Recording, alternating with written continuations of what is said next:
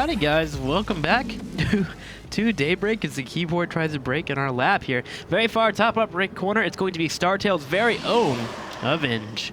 Can he avenge Bomber here by facing off the guy in the bottom left corner? It's going to be MVP's very own Monster. Monster kill. How many kills is a monster kill? What? How many kills is a monster kill? I don't know. I don't even know what a monster kill is. Okay, so it's like killing spree. Monster kill. Oh, so Godlike. I don't know. What game is that? Is that Unreal? Unreal. Okay, it's Unreal. I don't know. Probably like 5. I don't know. Again, I'm from the Halo universe. I got the double kill, triple kill, kill-tacular, killing spree, overkill, and invincible. Like that was the best. I got those all the time, so I got those down to a pact. But unfortunately, I did not play Unreal. I played it like 1 or twice when I was younger, but never played it in tournament scenario, which I'm sad about because I've watched a few Unreal games and they're pretty unreal on how cool it is. Ooh. Boom. I did it again. I quickly want to stop with that affectation. No way, man. Ooh's a good word. There's already room for one, and I can't claim it's mine. It's actually Alex's, so. Whatever, man. All right, hatchery down for Monster, and no pylon block from Avenged. Not working out to his favor, unfortunately. I want to make you sniff and humor more often. Sniff? Yeah, like. What? I was like. Yeah, because it'll blow your mustaches out. I don't know. I currently have like a small cold, and I don't want to sniff really too much. I'm afraid like I'll be on camera and snot just falls out. Ugh. Be worse than creep spread. Luckily, we don't spend most of our time on camera. Luckily, yeah. I agree, because people can't handle the mustache. Bad posture. That's why. That's true. We need to line up, look forward. I don't need to. Well, I broke my back, man. I try to take it easy on my back. Everybody tells me, you know, they're like, hey, you know, you broke your back, so you should try to focus on good posture. And I'm like, man, it's more of a pain to focus on good posture because I broke it. Get a yoga ball. I'm serious. One of those big blue balls. I don't know what they're called, but they automatically make you sit in a good posture. And like when you're playing on your game or whatever, just sit on your ball, bam, and you'll just align your back perfectly. I'd feel a little bit like. And you get your ab workout too. I'm a character out of like South Park or something, but. I don't know, man. Well, pretty standard openings for our players here. I believe we had a Nexus first into a Forge, followed up into a Gateway. Pretty normal. Same thing from Monster. Went for a really quick third. No gas quite yet. Got out one queen. Will be moving into another as well. Bam. There she is. She is going to fertilize that hatchery. Getting on top of it. And looking in the main of the natural, we'll be moving to a Cybernetic core for Avenge. So early game PvZ at its finest. That should absolutely be called fertilize instead of larva inject. Yeah? I don't know. Yeah, I think it would work. Because they make eggs. Yeah. She didn't actually inject the larva. The larva are the result of... Isn't creating the eggs. It's also not an egg inject. alive. That's like an exoject. Yeah? Yeah, because it's totally not in the hatchery. Perhaps. We'll submit it to Blizzard. We'll send an email like, hey guys, we want to change around this this whole entire mechanic you've had for the last 2 years. Are you down? People would hate that. They would still call them injects. Yeah, just like you I don't even know if nines. exoject is... Exoject? Too much. I don't know. Well, we'll be getting the third queen up here in the top left corner. Going to be grabbing the double gas, and this is pretty normal. Should be falling up into whatever he would like to move into. Usually we've been seeing quicker layers as of late. And no gases. This should be a double gas out of Avenge. There it is. I was thinking, okay. Because going for one gas in 6.5 minutes is kind of crazy. So we will see the 2. Now, with +1, this could be like a +1 4-gate. The gateway was a need to go down, actually, in just a moment here. But here's the robo, actually. And, I mean, this definitely could be a +1 4-gate. A second sentry on the way. I'm thinking it may be more and more. We'll have to see. With how quick the +1 here is, actually, I think he might, in fact, expand here.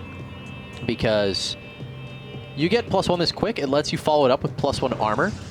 And then you can actually make an observer with your robo. You can throw down the Twilight Council, which 1, 2 gateways. We may see a 3rd gateway here or a Twilight Council. So there's our 3-gate.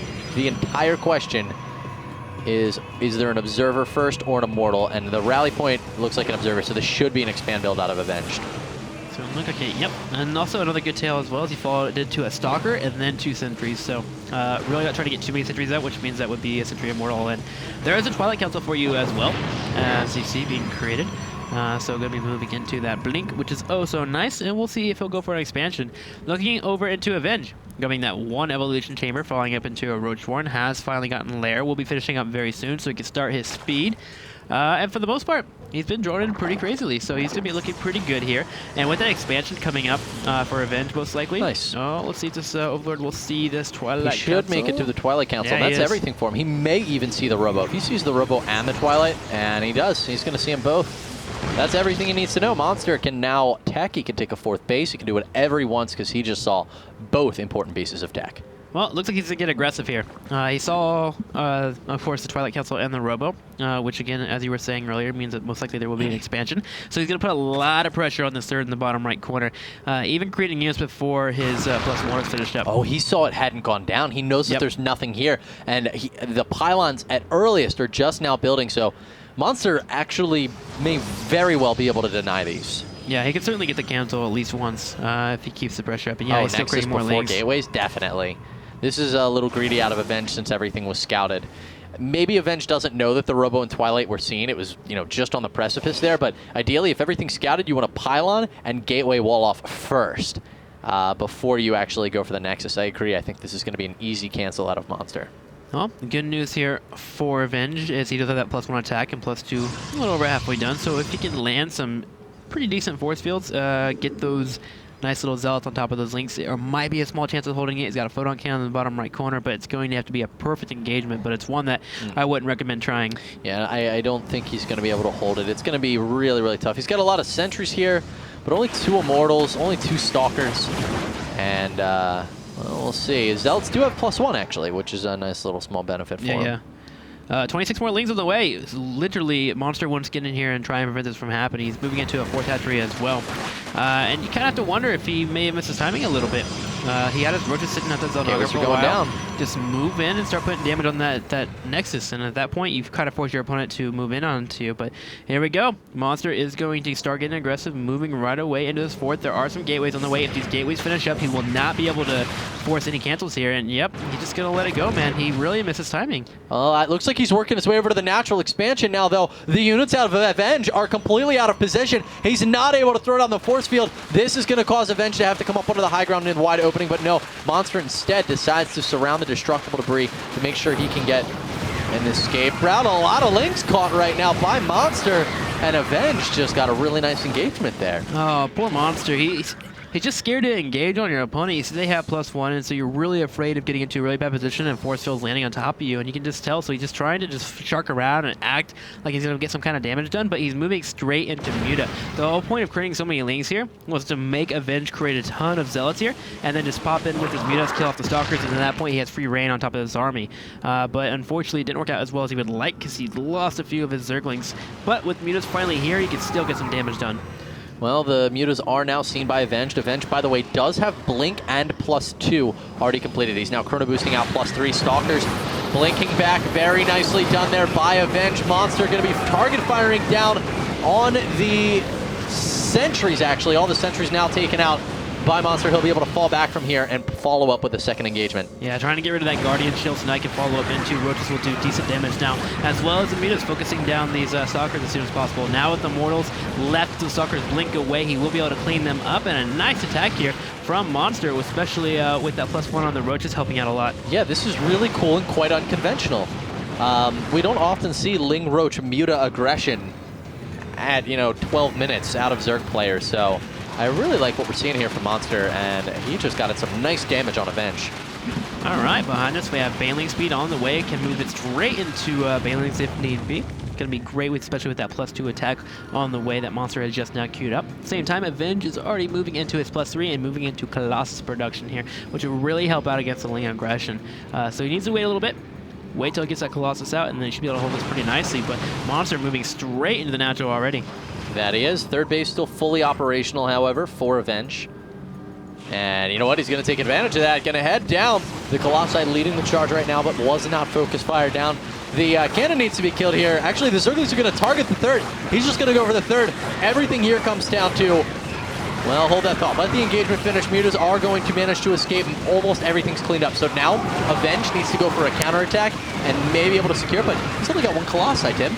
Yep, only one Colossus there. A second one does finally pop on out, but the Mutas are running straight to the main, and these Stalkers are completely out of position, so he's going to go for a counterattack. Oh, wait, your Mutas are in my main. I have to come back, and this is the point where Mutas just get really strong here. You've killed off the third, which means you kind of force an all-in out of your opponent, but you can keep them coming back until they get their enough production out. Yeah, till they want to push. So at this point, with the fourth base up for Monster, he's looking very strong at the moment. 22 freaking main lanes on the way. Yeah, he knows that he's just got to hold the counter all in here out of Avenged, and he is far, far ahead in this game. Third is being reestablished by Avenge. Avenge seems to admit that he missed his time window, and so now he's not going to push, which I think is the right decision, although, you know, there's not really a right decision here because both are pretty bad. Yeah. Avenged is in an extremely difficult spot. It's a tough call to make, but I think if he pushed out, he would have absolutely been crushed.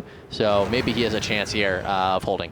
Well, at this point, he knows he needs to move into High Templar as soon as possible, or at least get some Archons on the field before you do move out across the map. There are no sentries. Yeah, so he's waiting for the third. Oh god, the Bailing's running straight on in. A decent amount of force fields. Is there enough? No, Bailing's still making straight on in, taking out a majority of these Stalkers. Mutas focusing down the Colossus. Will it go down? Yes, it is going to go down finally here.